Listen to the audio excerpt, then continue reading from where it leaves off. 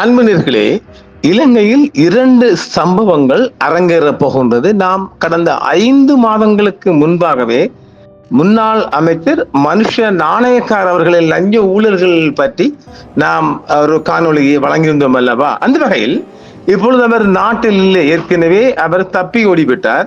இப்பொழுது அவர் நாட்டுக்கு வருகின்ற போது கைது செய்யப்படுவதற்கான மிக அதிகமான வாய்ப்பு இருக்கின்றது. அத்துடன் கல்கிசை போலீஸ் அதாவது கல்கிசை நீதிமன்றத்தில் கடந்த வாரம் ஒரு போலீசாரால் தாக்குதல் செய்யப்பட்ட ஒரு சட்டத்தரணியும் கைது செய்யப்பட போகின்றார். அது குறித்து 2 விடயங்களை நாம் இப்போ அலசி பார்க்க போகின்றோம். முன்னாள் அமைச்சர் மனுஷ நாணயக்கார தனது உத்தியோகபூர்வ பதவியை தவறாக பயன்படுத்தி இஸ்ரேலில் விவசாய வேலைகளுக்கான நிலையான விண்ணப்ப செயல்முறையை புரிந்து கொண்டு அரசியல் ஆதரவாளர்களுக்கு மட்டுமே வாய்ப்புகளை வழங்கியதாக லஞ்ச ஒழிப்பு விசாரணை ஆணையம் குற்றம் சாட்டி இருக்கு. அதாவது இஸ்ரேலுக்கு இப்பொழுதும் எந்த ஆட்சி வந்தாலும் எங்களுக்குள்ள ஒரு அண்டர்ஸ்டாண்டிங் இருக்குத்தானே. அவர்கள் முஸ்லிம்கள் போக மாட்டாங்க, தமிழ் மக்களை சேர்த்துக் கொள்வதே இல்லை. தனியாக அமைச்சர் தனக்குரிய விசுவாசிகளை மாத்திரம் அல்லது கட்சிக்காரர்களை மாத்திரமே இவர் இஸ்ரேலுக்கு அனுப்பியிருந்தார். அதை ரணில் அவர்கள் கண்டுகொள்ளவே இல்லை. இது ரணிலின் ஆட்சி தான் கூடுதலாக இடம்பெற்றது. மனுஷ நாணயக்கார எல்லாம் ரணில் ஜனாதிபதியா வந்த பிற்பாடு தான் அவர் வேலை வாய்ப்பு அமைச்சர் நினைக்கிறேன் இருக்கின்றார். ஆமா, அந்த வகையில் அவர் ஏராளமான ஊழல் செய்திருக்கின்றார். அந்த ஊழலை எல்லாம் லஞ்ச ஒழிப்பு ஆணையம் உத்தியோகபூர்வமாக நிரூபித்து நீதிமன்றத்தில் வழக்கு தாக்கல் செய்யப்பட்டிருக்கின்றது. இந்த குற்றச்சாட்டுகள் செப்டம்பர் 8, 2025 அன்று கொழும்பு தலைமை நீதிமன்றத்தில் லஞ்ச ஒழிப்பு அல்லது ஊழல் குற்றச்சாட்டுக்களை விசாரிக்கும் ஆணையத்தால் விரிவாக சமர்ப்பிக்கப்பட்டிருக்கின்றது. அதன்படி திரு மனுஷ நாணயக்கார் அவர்கள் இலங்கை வெளிநாட்டு வேலை வாய்ப்பு பணியகத்தை தனது தனிப்பட்ட சொத்து என்று கருதியதாகவும் இஸ்ரேலில் லாபகரமான வேலைகளுக்கான தேர்வு செயல்முறையை அவர் பாரபட்சமாக நிர்வகித்ததாகவும் கூறப்படுகின்றது. எந்த ஒரு தமிழ் மகனும் அந்த பட்டியலில் இடம்பெறவில்லை என்பதை நாம் இங்கு கவனத்தில் கொள்ள வேண்டும். இலவசமாக இஸ்ரேலுக்குள் இந்த மாதிரி பண்ணை வேலையாளர்கள், விவசாய பண்ணைகளில் விவசாய நிலங்களில் வேலை செய்யக்கூடிய ஏராளமான இலங்கை தொழிலாளர்கள் ஒவ்வொரு ஆண்டும் அடிக்கடி அவர்கள் அழைக்கிறார்கள். இப்பொழுது இன்னும் அதிகரிக்கும். ஏனெனில் டெல் அவீவ் போன்ற இடங்களில் மிக அதிகமான சேதங்கள் ஏற்பட்டிருக்கின்றன என்பதால் கட்டட வேலைகளுக்காக, பில்டிங் கன்ஸ்ட்ரக்ஷன் வேலைகளுக்காக ஏராளமான தொழிலாளர்கள் தேவைப்படும். அதில் இலங்கையில் இருந்து லட்சக்கணக்கான தொழிலாளர்கள் மீண்டும் இஸ்ரேல் செல்வதற்கான நிலைப்பாடு இருக்கின்றது. இதை நாம் தெரிந்து கொள்ளவும். ஏனெனில் இப்பொழுது காசாவிலும் இஸ்ரேலிலும் ஒரு அமைதி நிலை, ஒரு ஒப்பந்தம் அமெரிக்காவால் கொண்டு வந்திருக்கின்றன என்பதால் அங்கு பணியாளர்கள், அதாவது இஸ்ரேலில் எல்லா வகை பணியாளர்களும் தேவைப்படும் சாத்தியக்கூறு பெருமளவு இருக்கின்றது.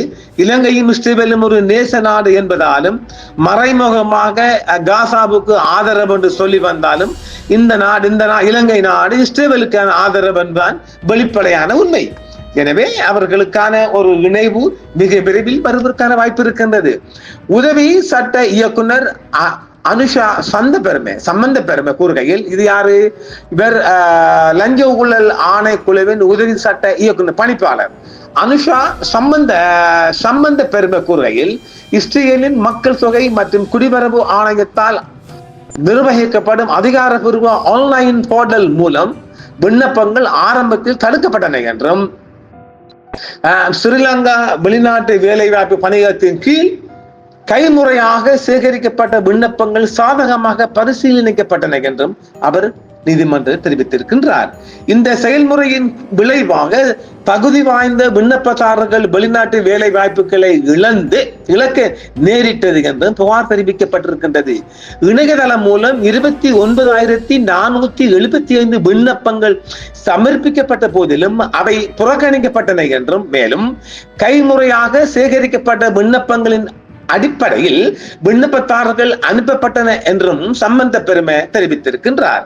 திரு நாணயக்கார சட்ட நடவடிக்கைகளை தவிர்த்து லீகல் எக்ஷனுக்குள் இல்லாமல் செப்டம்பர் 6, 2025 அன்று நாட்டை விட்டு வெளியேறியதாக நீதிமன்றத்துக்கு தெரிவிக்கப்பட்டது. அவர் நாட்டில் இல்லை, நாட்டில் ஏற்கனவே வெளியாகிவிட்டார். அவருக்கு தெரியுமே தான் அரெஸ்ட் பண்ணப்பட போறது.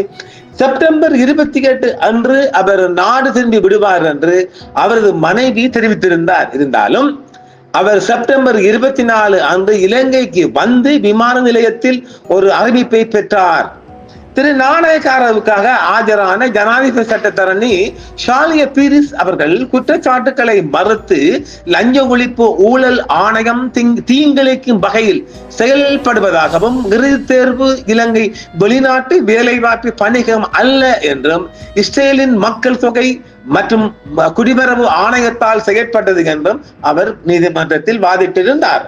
தனது கட்சிக்காரருக்கு விதிக்கப்பட்ட பயண தடை குறித்து தனக்கு தெரியாது என்றும் அவர் நடப்பதற்கு முன்பு கைது செய்யப்படலாம் என்ற நீதிமன்றத்தில் லஞ்ச ஒழிப்பு ஊழல் ஆணைய இயக்குநர் ஜெனரலின் பொது அறிக்கைகள் பழிவாங்கலுக்கான சான்றுகள் என்றும் திரு பீரிஸ் அவர்கள் நீதிமன்றம் தெரிவித்திருந்தார்கள்.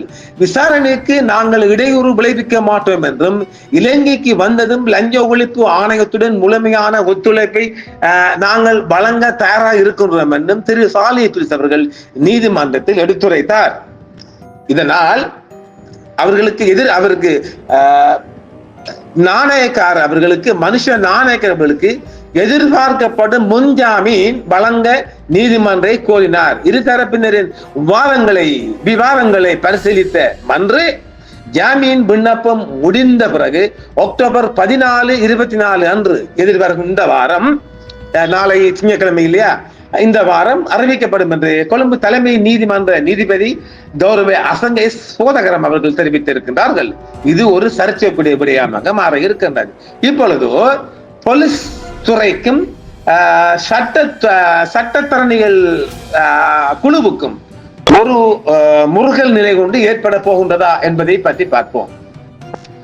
கல்கிசை நீதிமன்ற வளாகத்தில் ஒரு வழக்கறிஞர் ஒருவர் மீது ஒரு போலீஸ் அதிகாரி குறைந்தபட்ச பலத்தை பயன்படுத்தினார், அடித்தாரா என்பது இங்கு கேள்விக்குறியாக வந்திருக்கின்றது. இலங்கை காவல்துறை வழக்கறிஞர் வன்னிய நாயக்கவை கைது செய்ய போகின்றது என்று தகவல் கசிந்துள்ளது. யார் அந்த வன்னிய நாயக்க? கடந்த வாரம் கல்கிசை நீதிமன்றத்தில் போலீசாரால் அடித்ததாக சொல்லப்படுகின்ற வன்னிய நாயக்க என்பதுதான் அவர். இருப்பினும் வழக்கறிஞரை தாக்கிய சம்பவம் இப்போது நீதிமன்றத்தின் முன் உள்ளது. சம்பந்தப்பட்ட போலீஸ் அதிகாரி இப்போது நீதிமன்றத்தால் ரிமாண்ட் செய்யப்பட்டு அவர் ரிமாண்டில் இருக்கின்றார். யாரு? போலீஸ். இங்கே முக்கியமானது என்னவென்றால், இலங்கை காவல்துறை கல்கிசை நீதிமன்றம் உண்மைகளை புகார் அளித்து சம்பந்தப்பட்ட போலீஸ் அதிகாரியை நீதிமன்றத்தில் சந்தேக நபராக காட்டியிருக்கின்றது. வழக்கறிஞர் வன்னிய நாயக்காவின் கூற்றுப்படி அவர் அந்த சம்பவத்திற்கு நேரில் கண்ட சாட்சியாகவும், அப்படியானால் போலீஸ் அதிகாரிக்கு எதிராக எதிர்காலத்தில் தாக்கல் செய்யப்படும் குற்ற பத்திரிகைகளில் வழக்கறிஞர் வன்னிய நாயக்க ஒரு சாட்சியாக உள்ளார். அப்படியானால் ஒரு வழக்கில் சாட்சியாக இருக்கும் ஒருவரை மறைமுகமாக பாதிக்கும் அளவுக்கு காவல்துறை இப்போது முயற்சி செய்கின்றது என்பது இங்கு ஒரு கருத்தாக இருக்கின்றது. இது போன்ற ஒரு வழக்கில் மிக முக்கியமான பிரச்சனை என்னவென்றால், அந்த அதிகாரி வழக்கறிஞரை தாக்கினாரா என்பதுதான். குற்றவியல் நடைமுறை சட்டத்தின் வரையறுக்கப்பட்டுள்ளபடி குறைந்தபட்ச பலத்தை பயன்படுத்தியதா அல்லது தண்டனை சட்டத்தில் வரையறுக்கப்பட்டுள்ளபடி ஒரு நபரின் உடலில் தாக்கப்பட்டதா என்பதுதான். உண்மைகள் இருந்த போதிலும் வழக்கறிஞர் வன்னிய நாயக்கவின் கடுமையான வார்த்தைகள் குறித்து இலங்கை காவல்துறை கோபமடைந்தது என்று தெரிவிக்கப்படுகின்றது. அந்த வகையில் வழக்கறிஞர் வன்னிய நாயக்கவை கைது செய்ய போகின்றது என்று ஒரு தகவல் கசிந்துள்ளது. தகவலின் அடிப்படையில் மவுண்ட் லெவினியா காவல்துறை தற்போது வழக்கறிஞர் வன்னிய நாயக்கவிடம் விசாரணை நடத்தி வருகிறது என்றும், மேலும் அவரிடம் வாக்குமூலம் பெறவுள்ளதாகவும் தெரிவிக்கப்படுகின்றது. இலங்கை காவல்துறை அரசியல் மயமாக்கப்பட்டுள்ளது என்ற குற்றச்சாட்டும் உள்ளது.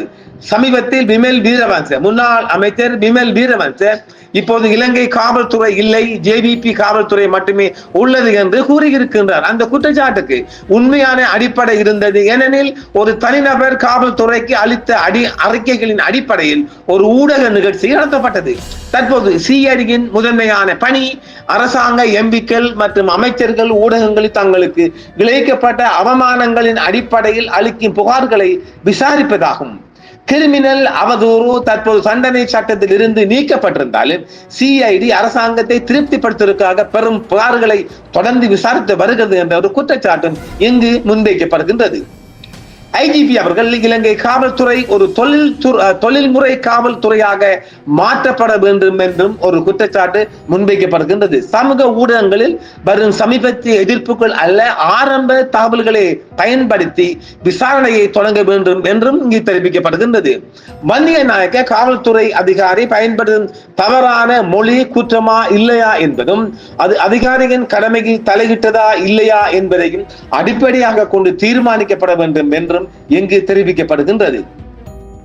அந்த அதிகாரியின் செயல்கள் தவறு என்று காவல்துறையினரை ஒப்புக்கொண்டு அவரை கைது செய்து நீதிமன்றத்தில் ஆஜரானதால் அது அப்படி இல்லை என்றும் சொல்லப்படுகின்றது. அப்படியானால் வழக்கறிஞர் வன்னிய நாயக்காவுக்கு எதிராக சட்டத்தை அமல்படுத்த சமூகத்தின் முன் போதுமான ஆதாரங்கள் இல்லை என்றும் தெரிவிக்கப்படுகின்றது.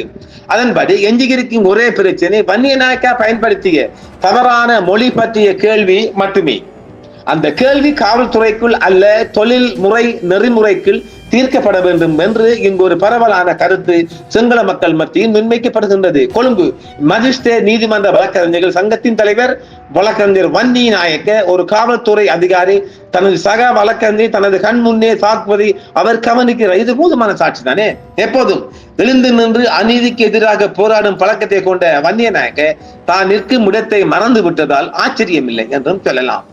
அத்தகைய சூழ்நிலையில் உண்மையான அதிகாரம் வழக்கறிஞரிடம் அல்ல என்றும் சம்பந்தப்பட்ட காவல்துறை அதிகாரம் உள்ளது என்றும் ஒடுக்குமுறையாளருக்கு எதிராக ஒடுக்கப்பட்டவர்களின் சார்பாக காட்டப்படும் பதில் எப்போது நாகரிகமாக இருக்க முடியாது என்றும் இங்கு சொல்லப்படுகின்றது. வன்னிய நாயக்கவின் கடுமையான வார்த்தைகள் செலுத்தப்படும் அதிகாரத்தின் ஒரு பிரதிபலிப்பாகும் என்றும் சொல்லப்படுகின்றது. பொதுமக்கள் ஒரு சாதாரண குடிமகனை தாக்கும் போது காவல்துறைக்கு எதிராக குடிமக்கள் எதிர்வினை ஆற்றுவதை நாம் பல்வேறு சந்தர்ப்பங்களில் கண்டிருக்கிறோம். அப்படியானால் இப்போது வன்னிய நாயக்கவை அடிக்க வேண்டும் என்ற கூச்சலிடுதலில் எந்த அர்த்தமும் இல்லை. அப்ப இந்த சம்பவத்தில் இருந்து காவல்துறையினர் விலக வேண்டும் என்றும் சொல்லப்படுகின்றது. IGP விரும்பினால் வன்னிய நாயக்கவுக்கு எதிராக தலைமை நீதிபதியிடம் புகார் அளித்து தொழில் நெறிமுறைகள் மீறப்பட்டுள்ளதா என்பதை விசாரிக்கலாம். அதை விட்டு சட்டத்தரணியை கைது செய்ய எடுக்கப்படுகின்ற முன்னகர்வுகள் நிச்சயமாக இலங்கை நீதித்துறைக்குள்ளும் ஒரு காவல்துறைக்குள்ளும் ஒரு எதிர்கசப்பை உருவாக்கி அது ஒரு போராட்டமாகவும் வெடிக்கலாம் என்றும் இங்கு பார்க்கப்படுகின்றது. ஏனெனில் சட்டத்தரணிகள் சங்கம் நிச்சயமாக இதை கையில் எடுக்கின்ற போது நாட்டுக்குள் நீதிமன்றங்கள் முடக்கப்படலாம் என்றும் நாம் இங்கு எச்சரிக்கின்றோம். நீதிமன்ற செயல்பாடுகள் இதற்கு, அதாவது சட்டத்தரணி கைது செய்யப்படுவாரானால் நாடு முழுவதும் நீதிமன்றங்கள் ஸ்தம்பிதம் அடையும் அளவுக்கு இலங்கை சட்டத்தரணிகள் சங்கம் நடவடிக்கை எடுக்கும் என்பதையும் நாம் இங்கு தெளிவாகவும் உறுதியாகவும் சொல்கின்றோம். எனவே பார்ப்போம் என்ன நடக்கின்றது என்பதையும் பார்ப்போம். நன்றி நேயர்களே.